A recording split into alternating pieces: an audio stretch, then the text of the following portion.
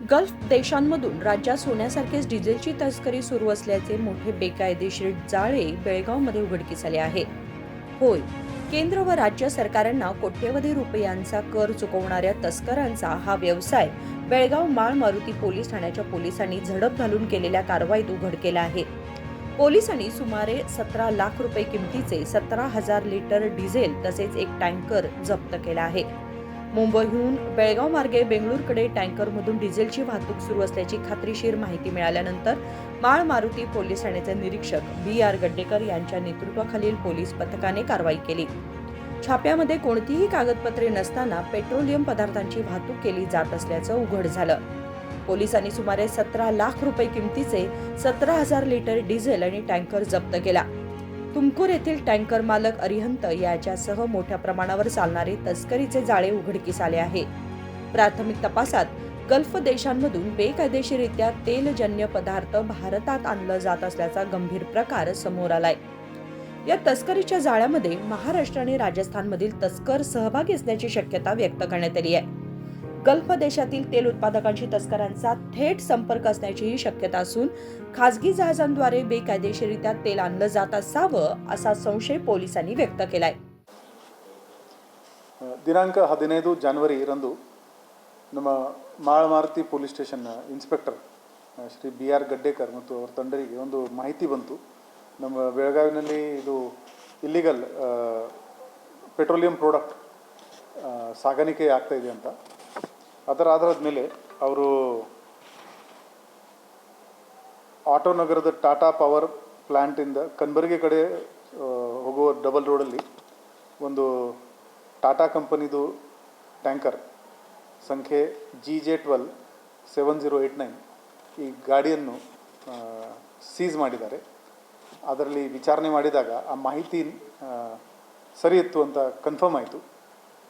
ಅದರಲ್ಲಿ ಯಾವುದೇ ದಾಖಲಾತಿ ಇಲ್ಲದೆ ಅವರು ಡೀಸೆಲ್ ಕ್ಯಾರಿ ಮಾಡ್ತಾಯಿದ್ರು.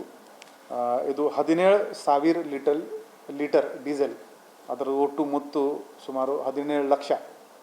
ಇದು ವಿದೌಟ್ ಡಾಕ್ಯುಮೆಂಟೇಷನ್, ವಿದೌಟ್ ಪರ್ಮಿಷನ್ ಇವರು ಸಾಗಾಟ ಮಾಡ್ತಾಯಿದ್ರು. ಈ ಪ್ರಕರಣದಲ್ಲಿ ಒಂದು ಕೇಸ್ ಮಾಳಮಾರುತಿ ಠಾಣೆಯಲ್ಲಿ ದಾಖಲು ಮಾಡಲಾಗಿದೆ. ಈ ಕೇಸ್ ಸೆಕ್ಷನ್ 3, 7 ಮತ್ತು 10 ಇಸೆನ್ಷಿಯಲ್ ಕಮೋಡಿಟೀಸ್ ಆ್ಯಕ್ಟ್, ಸೆಕ್ಷನ್ 287 ಭಾರತೀಯ ನ್ಯಾಯ ಸಂಹಿತ ಹಾಗೂ motor spirit and high speed diesel ವಿತರಕ್ ಮತ್ತು ಮಾಲ್ ಪ್ರಾಕ್ಟೀಸಸ್ ತಡೆಗಟ್ಟುವಿಕೆ ಆದೇಶ 2005 ಪ್ರಕಾರ ಈ ಪ್ರಕರಣ ದಾಖಲು ಮಾಡಲಾಗಿದೆ. ಈ ಪ್ರಕರಣದಲ್ಲಿ ಆರೋಪಿ ನಮಗೆ ಈಗ ಸಿಕ್ಕಿದ್ದಾನೆ. ಅವನು ದಿನೇಶ್ ಕುಮಾರ್ ತಂದೆ ಭಾಗೀರಥ್ ರಾಮ್ಜಿ, ಇವನು ರಾಜಸ್ಥಾನ ಮೂಲದ ವ್ಯಕ್ತಿ ಇದ್ದಾನೆ. ಮತ್ತು ಇವನಿಂದ ಸಿಕ್ಕಿದ ಮಾಹಿತಿ ಪ್ರಕಾರ ಇನ್ನೂ 6 ಮಂದಿ ಇದರಲ್ಲಿ ಇನ್ವಾಲ್ವ್ ಇದ್ದಾರೆ. ಅದರಲ್ಲಿ ಇನ್ನೊಬ್ಬ ರಾಜಸ್ಥಾನದವನು ಇದ್ದಾನೆ, 4 ಮಂದಿ ಮಹಾರಾಷ್ಟ್ರದವರು ಇದ್ದಾರೆ ಮತ್ತು ಇನ್ನೊಬ್ಬ ಮೇನ್ ಇದರಲ್ಲಿ ಟ್ರಕ್ ಓನರ್ ಮತ್ತು ಟ್ರಾನ್ಸ್ಪೋರ್ಟರ್ ಅರಿಹಂತ್ ಅಂತ ಇವನು ತುಮಕೂರ್ದು ಒಬ್ಬ ವ್ಯಕ್ತಿ ಇದ್ದಾನೆ. ಈ ರ್ಯಾಕೆಟ್ ಏನಿದೆ ಅಂದರೆ, ನಮಗೆ ಗಲ್ಫ್ ಕಂಟ್ರೀಸಿಂದ ಏನು ಪೆಟ್ರೋಲಿಯಂ ಪ್ರಾಡಕ್ಟ್ಸ್ ಇಂಪೋರ್ಟ್ ಆಗುತ್ತೆ, ಆ ಪೆಟ್ರೋಲಿಯಂ ಪ್ರಾಡಕ್ಟ್ಸ್ದು ಸ್ವಲ್ಪ ಇವರು ಇಂಪೋರ್ಟ್ ಮಾಡುವಾಗ ಇದು ಸ್ವಲ್ಪ ಹೆಚ್ಚಿನ ಪ್ರಮಾಣದಲ್ಲಿ ತರ್ತಾ ಇದ್ದಾರೆ. ಅಲ್ಲಿ ಅದು ಬ್ಲ್ಯಾಕ್ ಮಾರ್ಕೆಟಿಂಗ್ ಥರ ಆಗ್ತಾಯಿದೆ ಅಂತ ಈ ಡ್ರೈವರಿಂದ ಸಿಕ್ಕಿದ ಮಾಹಿತಿ ಪ್ರಕಾರ ಅದು ಇವರು ಇಲ್ಲಿಗಲ್ ಆಗಿ ಬೇರೆ ಬೇರೆ ಕಡೆ ವಿತರಣೆ ಮಾಡ್ತಾಯಿದ್ದಾರೆ. ಪೆಟ್ರೋಲಿಯಂ ಪ್ರಾಡಕ್ಟ್ಸ್ನಲ್ಲಿ ಟ್ಯಾಕ್ಸ್ ಕಂಪೋನೆಂಟ್ ಭಾಳ ದೊಡ್ಡದು ಇರುತ್ತೆ. ಸೊ ಇದು ಆಫ್ ರೆಕಾರ್ಡ್ ಇರೋದ್ರಿಂದ ಇದರ ಮೇಲೆ ಯಾವುದೇ ಟ್ಯಾಕ್ಸ್ ಇರಲ್ಲ, ಅದು ಇಲ್ಲಿ ಸಪ್ಲೈ ಮಾಡ್ತಾಯಿದ್ದಾರೆ. ಬರೋ ದಿನಗಳಲ್ಲಿ ಇದು ಎಷ್ಟು ದೊಡ್ಡದು ರ್ಯಾಕೆಟ್ ಇದೆ, ಯಾರ್ಯಾರು ನಮ್ಮ ಬೆಳಗಾವಿನಲ್ಲಿ ಯಾವುದೇ ಲೋಕಲ್ ಸಪ್ಲೈ ಮಾಡ್ತಾಯಿದ್ರೆ ಇಲ್ಲ ಅಥವಾ ಬೇರೆ ಕರ್ನಾಟಕದಲ್ಲಿ ಎಲ್ಲಿ ಕಡೆ ಹೋಗ್ತಾಯಿದ್ರು, ಅದು ನಾವು ತನಿಖೆಯಲ್ಲಿ ಇದರದ್ದು ಪತ್ತೆ ಮಾಡ್ತೀವಿ ಮತ್ತು ಮುಂದಿನ ಕಾನೂನು ಇರುತ್ತೆ ಅವರ ಮೇಲೆ ಕ್ರಮ ಜರುಗಿಸಲಾಗ್ತದೆ.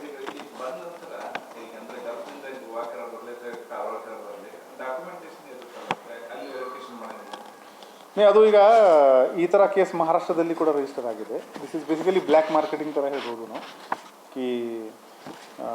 ಬಟ್ ಇದು ಇನ್ನೂ ನಮ್ಮ ಟೀಮಲ್ಲಿ ಹೋಗಬೇಕು, ಅರ್ಥ ಮಾಡ್ಕೋಬೇಕು ಎಲ್ಲಿಂದ ಆಗಿದೆ ಅಂತ. ಇದು ಟೂ ಪ್ರಿಮ್ಯಾಚ್ಯೂರ್ ಟು ಸೇ ಎನಿಥಿಂಗ್ ಈ ಸ್ಟೇಜ್ನಲ್ಲಿ. ಆದರೆ ಇದು ಇಲ್ಲಿಗಲ್ ಇದೆ, ಅದು ಖಚಿತಪಡಿದೆ. ನಾವು ಇಲ್ಲಿದ್ದು ಲೋಕಲ್ ಪೆಟ್ರೋಲಿಯಂ ಕಂಪನಿದು ಕೂಡ ಸಹಾಯ ತಗೋತೀವಿ. ಏನೇನು ಡಾಕ್ಯುಮೆಂಟೇಷನ್ ನೆಸೆಸರಿ ಇದೆ ಅದರ ಆಧಾರದ ಮೇಲೆ ಮುಂದಿನ ಆರೋಪಿಗಳಿಗೆ ನಾವು ದಸ್ತಗಿರಿ ಮಾಡ್ತೀವಿ. ಇವನು ಮುಂಬೈಯಿಂದ ಬಂದು ಬೆಂಗಳೂರು ಕಡೆ ಹೋಗ್ತಾ ಇದ್ದಾವೆ. हे तेल काळ्या बाजारात अर्ध्या किमतीत विकून महाराष्ट्र आणि कर्नाटकातील विविध पेट्रोल पंपांना पुरवला जात असावा असाही अंदाज आहे. प्रकरण गांभीर्याने घेत पोलिसांनी देशांतर्गत तसेच आंतरराष्ट्रीय अशा दोन्ही पातळ्यांवर तपास करण्याचा निर्णय घेतला आहे. संपूर्ण तस्करी जाळे उघड करण्यासाठी विशेष पथके मुंबई आणि राजस्थानला पाठवण्याची तयारी सुरू आहे. या संदर्भात बेळगाव पोलीस आयुक्त भूषण बोरसे यांनी सांगितले की तपास सुरू असून येत्या काळात आणखी महत्त्वाची माहिती समोर येण्याची शक्यता आहे. विनोद कोलकार, KMM मराठी, बेळगाव.